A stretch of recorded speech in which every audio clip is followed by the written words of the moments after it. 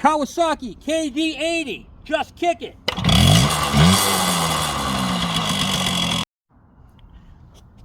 Kawasaki KM100, just kick it.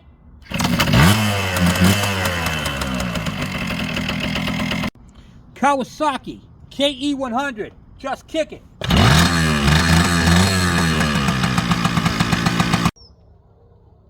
Welcome to the Kevin Bergeron YouTube channel. I'm your host, Kevin. If you like working on vintage two-strokes and how-to videos, I'm your guy. So welcome. And if you guys could do me one other favor, is hit the thumbs up, and don't forget to hit the subscribe button and the bell icon so when I post a video, you don't miss out. I'll talk to you guys later. Let's get crack-a-lackin'.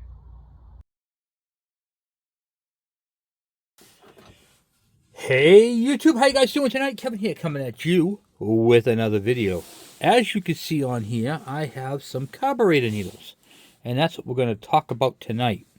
Okay, so before I get started, if you don't mind, please take a moment and hit that subscribe button and the bell icon, and so when I post a video, you don't miss out. So tonight we're going to be talking a little bit about carburation. Carburation. There we go. Carburation, not carburation. Carburation. Same thing. We're not going to be talking about jets. We're not going to be talking about the body. This is a Chinese knockoff, but and these things work excellent for these little bikes. However, we're not going to talk about that. So, what we are going to talk a little bit about is about needles. Actually, several of my subscribers have asked me about needles. They're in the slide.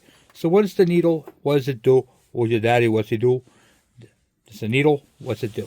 Okay. So a needle goes into your center of your slide like that. And then you got the open part right here. That faces forward. So do the throttle body like that. Like this. Right here you can see the relationship of it. And as it goes up, it changes. So the main jet, so right here, you can see the orifice right there, the emulsion tube. That's what it's called, the emulsion tube. And then it's connected directly to the jet. So when the slide, I'm just going to get right into it, guys. When the slide is down, so let's put it in. Let's clock it correctly here. Okay. That's going to give me a hard time. There you go. All right, when the slide is all the way down, the tip is really, really close, sometimes even sits. I'm going to use a Holly jet here, because that's all I got at the moment. Sits basically on top of it like that. Then, when you whack the throttle, or give it throttle, the needle moves up the emulsion tube and opens up and lets fuel come through the jet, through the emulsion tube. I don't know if you can see inside here or not. Oh, slide out. You can see that there's a black ring. There you go. See that ring? That's an open ring. And that allows the fuel to come through. And basically, the air flows through here, creates a low pressure, and pulls the fuel and air through the, what do you call it, the intake. Okay? That's pretty much all there is to that. All right. Now, Kevin, what the heck are you talking about? What I'm talking about is how to get more throttle response out of your bike and even a little bit more top end. Okay? Or if you have a jet that is, you're trying to adjust it for altitude and you're like, Kevin, the jet's just not quite right. How can I get more? I'm going to show you that right now. The jet size is going to be the same, so the flow is going to be the same. That part you ain't going to be able to change. What you are, unless you get a different jet, but I'm saying on a factory bike. Okay, what you can do is you could take your needle right here, and there's a clip. See that clip right there? That clip comes off. I'm going to see my camera picks it up. There is a bunch of little grooves on there, and you can move that clip up or down. So when you move the clip down, it basically sits higher up inside the carburetor slide, allowing more fuel to come in. That right there would richen it. If you bring it if you bring that needle, I talked about this before in one of my other Carb Talk videos, but if you bring this up, it's going to sit further down, so it's going to be longer, and when you pull this up, it's going to take more time for this right here, the needle, to lift, and when that lifts, it's going to be a leaner condition, okay? So you can change your lean or rich. But then there's something else you can do, okay? I'll show you here. Get a magnifying glass. I don't know if this will work on camera. I never did this before, but we're gonna try. Okay, let's see if I can. Okay, yep. So I don't know if you can see this or not. Might not be able to on your. And this thing is dirty. Well, anyway, on your needle there is a number. Basically, it's a reference to the pitch of this right here, because it's the same diameter where my thumb is right here. It's the same diameter all the way up, but when you flip it around, it goes into a taper. So that taper, when you get to the end of that, lets more fuel in. This is the part right here, the end part, which changes it and lets more fuel come through. So basically it's a valve, okay, like a metering valve. It basically lets more fuel come in at the base, and then when you get up to top here, it kind of fills in the emulsion tube, and less fuel can come through. And then when it gets down pretty close to like a quarter of the way, the idle circuit or the pilot jet takes over. So this pilot jet is from a quarter throttle, from what do you call it, idle to a quarter throttle, and then the main jet kicks on. Okay, so that's how that works. What a lot of people don't know is that you can buy different needles, okay? So like the KE100s are a VM19 carburetor. So you can get anything for like a VM19. It doesn't even have to be the style flange. If you get it for the, what do you call it, the Makunis, the VM19 series, some of them have the flange on them with the 2 bolts or the 2 studs, like on the DS80, those carburetors. Those have a different needle, and they're a much more thinner. I don't have one at the present moment, but I do have a couple of examples of a thinner tip. So let me show you this one. I don't know what this goes to, but you can see how thin they get. So it's really, this one, wish I had something to put in the background here. Hold on, here we go. You can see how this one is really aggressive. It's real. It goes into a real point. So some of these you can get and can really change the way the throttle hits and how fast the bike accelerates and gets into top idle, the top RPM, right in the power band. So keep that in mind when you're trying to take a factory carburetor and you're trying to get a little bit more out of it. Don't overlook the what do you call it there, the needle, because first thing you do, if you want to try to see if you can get more out of your bike, maybe a few more miles per hour, okay? And that's not uncommon, especially if you're on a bike that's you know, kind of sluggish on hills and stuff like that. Hey, you know what? Maybe it just needs a little bit more. Maybe the jetting's fine, the plug is burning correctly, but you just want to give it a little bit more oomph, okay? Try playing around with your needle. Start, it typically is in the middle, factory, except for certain altitudes, okay, which I'm not sure what those are. So when you pull yours out, you're going to see, when you pull it out, you'll see where it's in the middle. Try moving it up one, see if that helps, because if you move it up one, that's going to, what do you call it, lean it. If you bring it down one, it's going to richen it. So rich means more fuel, lean means less fuel, and that right there can really depend upon your riding conditions and where you're at.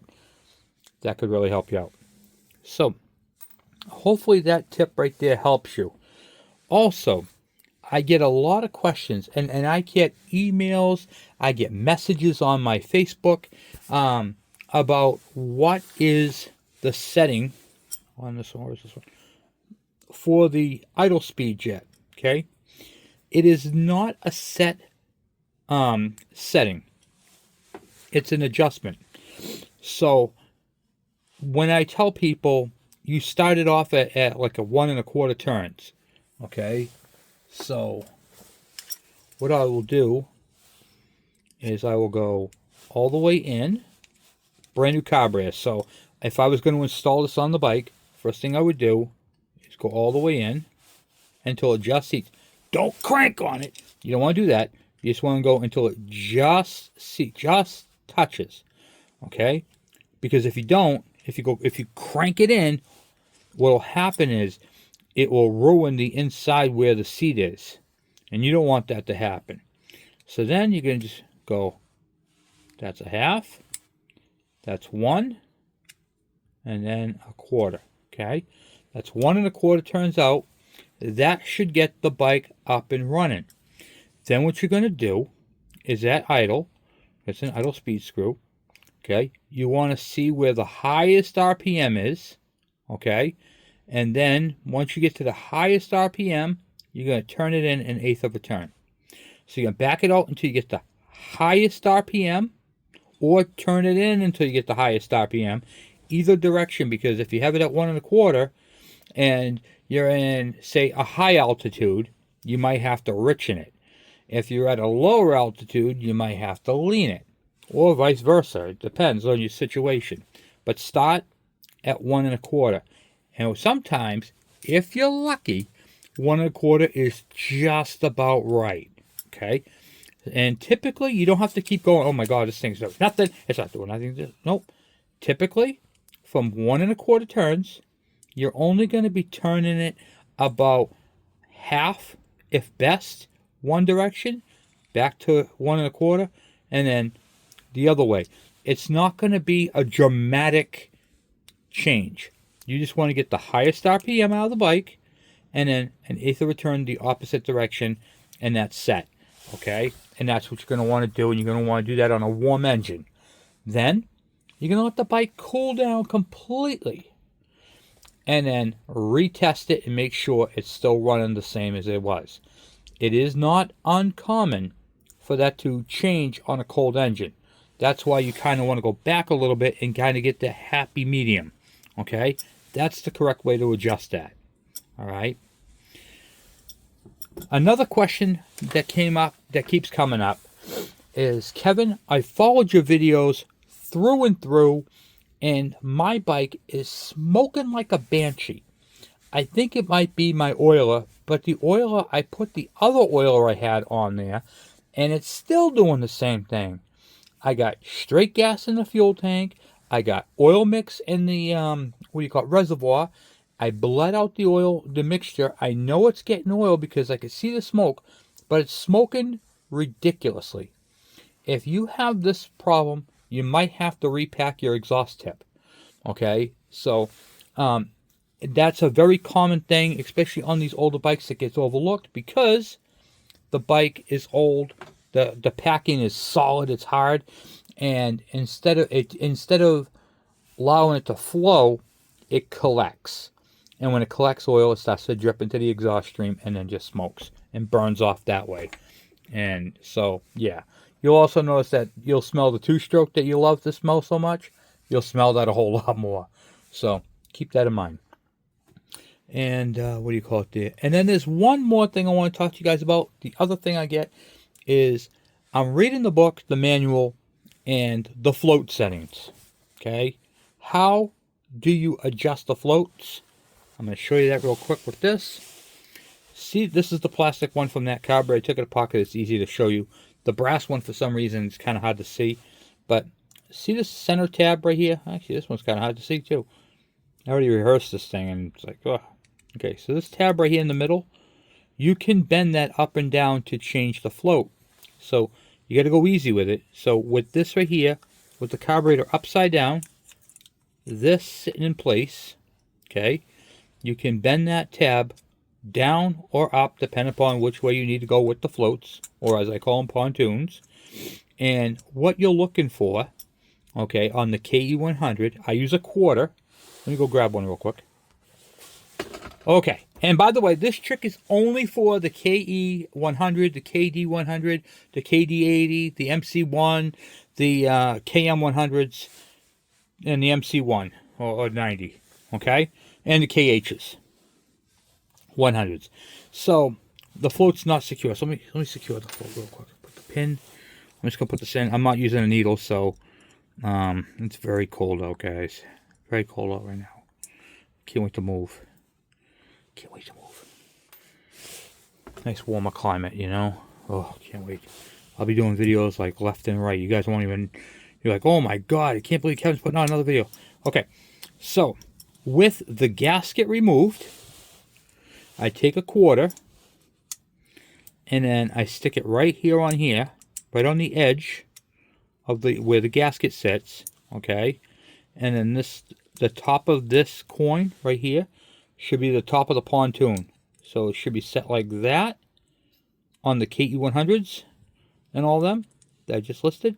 It should be set right to the very top of the pontoon. And then to get to that, you just adjust that tab and that will move the float to where you need. And then you're all set. Okay? That's what I use. That's my trick for those bikes. And it works amazing. If you are lucky enough to have an aftermarket carburetor, like that one I showed you in that video with the Power Jet, okay, this is a little bit harder to do because you have to take the carburetor apart, but you'll have this hose. If you hold the hose next to the carburetor, it will be 4 millimeters from the edge, not this edge right here, but the edge where the thing marks, so basically right here. Okay, it'll be 4 millimeters down. In fact, I actually have a tool I made. I'm actually going to grab you that. I should do a video on just tools I've made. This float right here has a cutout on it, which happens to be 4 millimeters from the top right there. So when this sits onto the carburetor, like so, you can see where it's, you can see the relationship right there. You can see the hole. It's kind of hard to see in this camera, but you can see it right there. Yep, there you go. That's perfect, right? You can see the hole. And when I did this with this extra carburetor bowl that's junk, and when I tell you why it was junk, because in here there's a little orifice and fuel is supposed to come out of here, and it is so clogged it's impossible. So I said that's okay, it can stay clogged. I don't care if it's clogged. So what we're going to do, I'm going to put this on here like this, and when I turn the gas on, you don't have to run it, you just have to turn the gas on, you'll start to see fuel. If you did this correctly, you'll start to see it just weep down the thing. It won't be a drip or like a steady stream. You don't want that. What you want is it just to weep down, and then you go, yep, it's adjusted correctly. So that's my homemade float adjustment. Do not do this with the float you're going to use, or the float bowl you're going to use, because you'll ruin it. But you won't be able to seal that back up. But in this case, I was able to do it that way and made it a little easier. And I don't know if you noticed or not. See how it's got the hole at the bottom there? I took the tube out so I can confirm where I'm at with a rubber hose. I could put a rubber hose on there, run it up to the side of it, and confirm. I can either do the weep. So say I want to check and see where it's at, right? That's what this hose is from. This hose goes to this. So you put this on here, you bring it up. So if your float is incorrectly adjusted, and say it was down, if your fuel level was down here, but you can't see that because this ain't clear. So I can see the level on the fuel hose. I'll see where it's located. Okay, all right. Now I need to go up or down with the float, and that tells me which way to go. Just a cool tool that I made, and I do a lot of the type of stuff. I should do a video on tools that I've made. You guys want to see something cool? I'll show you a tool I made, and I use this on 6-volt and 12-volt bikes. I think I showed it in a video too before. This is my Play-Doh factory. Like, Kevin, what the hell is that? So what this is a headlight tester. There's the connector. I put this on either a 6-volt or a 12-volt battery, depending upon if I'm checking a 6-volt or a 12-volt headlight. And then I got high beam, off, and low beam. And it's just a tool that I made. It's a simple, it's just a jerry-rigged, just a switch. Nothing crazy. Just a little tool that I made to be able to check headlights while they're off the bike without have to, mess around. So this is my Play-Doh factory. Negative and positive. And it goes to the switch. And I can check a headlight. So there's that. I needed a slide hammer to take seals out, crank seals. So this is another one I made. It's a brass rod. Well, I don't even know what these parts are from. And that's a screw, just a regular screw that I cut off the head and I stuck it in there, tightened up with the Allen wrench, and I can screw that in. And then see this weight right here? I don't, once again, don't know I think it's from a scale or something. And I just go like that, and it pops the seal. It'll pop the seal right out. Bang, bang, bang. Pulls my seals out. It's a little lightweight slide hammer. Makes it a little easier. Just some stuff that I made. Over the course of years, you kind of, you get stuff and you're like, I need to make this a little easier. And I'll show you one more tool. One more set of tools I made. You're going to like this one. When I'm trying to set up a triple tree and I don't have the forks, say I'm rebuilding the forks and I'm trying to get that alignment, that nice alignment. These are just some old shark tubes that I had cut down, 30 millimeters. And then I can just take these. This actually was at the bottom of this. I cut it down so they're equal length. I could slide these in there and tighten up and adjust my what do you call it there, triple tree, without having to worry about all the weight of the front end on it. So pretty cool. Did that one. Let's see. I got all kinds of stuff I made. What is it? Yeah, I got what do you call it there? Boom, boom, boom. Hold on one second. Oh yeah, right here. My spark tester. So this is just a regular spark tester that you can get anywhere. And then what I did was I cut the end of it off and I put the screw in style. So this takes the spark plugs without the tip. So like not this style right here. This won't fit in. It'll fit onto it, but it won't go into it. It's stuck on the rubber there. But if you take the tip off, you can get a pair of pliers here. Okay, take the tip off right there. If I take the tip off, now for the regular style spark plugs like we use on our bikes, this is here. See how far I fit in there now? And then the other side matches it. And all I did there was I left this part that goes onto the spark plug. I took the boot off of it, and then I took one of these right here. I stuck a screw. I checked it at the hardware store, see what the threads were, and then I just got a longer screw to go through the center of it. I set it in, and then I crimped it, and then took a piece of heat shrink and heat shrinked it on. So now that can go into this style coil, and I can check it for spark. It made it a lot easier. So it's got the same threads. So works out pretty well. Just a handy little modified spark tester. You know, just different things like that. So I mean, you have to be, you know, a little bit ingenuity, but don't be afraid to make parts, make tools. That's part of the game, guys. Part of the game. And then, of course, you guys saw my, what is it?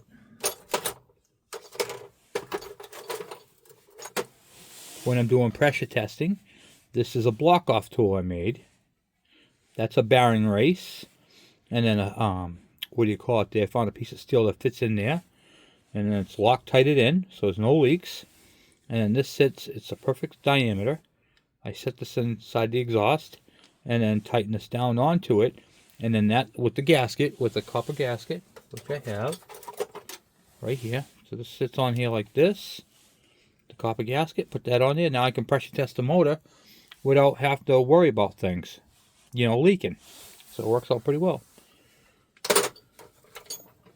So anyway, guys, that's what I have for you tonight. I think I'd hang out and talk to you a little bit about carburetors, and needles and float adjustments and that sort of thing, and how to check them.